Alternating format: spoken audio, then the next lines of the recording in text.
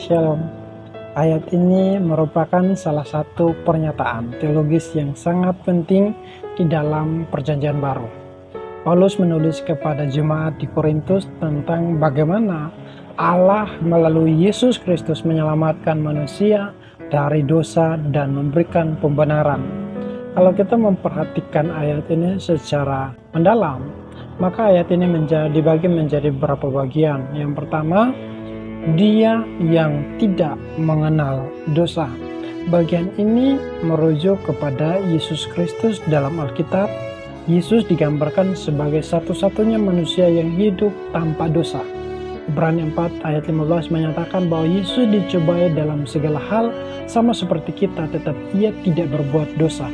1 Petrus 2 ayat 22 juga menegaskan bahwa ia tidak berbuat dosa dan tipu daya tidak ada dalam mulutnya.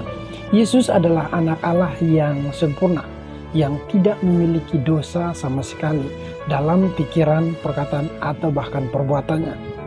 Bagian yang kedua telah dibuatnya menjadi dosa karena kita.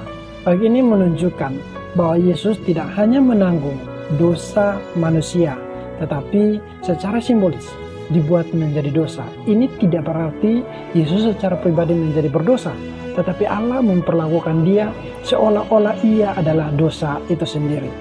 Yesus menjadi korban yang menanggung dosa dunia. Seperti dalam Yesaya 53 ayat 6, Tuhan telah menimpakan kepadanya kejahatan kita sekalian.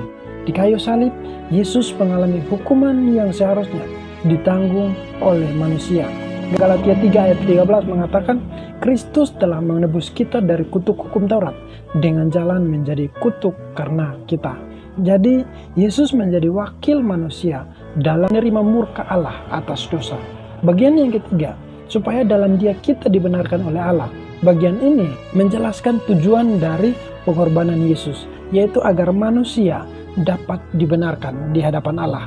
Pembenaran berarti seorang yang sebelumnya berdosa dinyatakan benar oleh Allah, bukan karena perbuatannya, tetapi karena imannya kepada Kristus. Melalui kematian dan kebangkitannya, Yesus memberikan status benar kepada orang yang percaya kepadanya. Ini adalah pertukaran ilahi. Yesus mengambil dosa manusia dan manusia menerima kebenaran Kristus.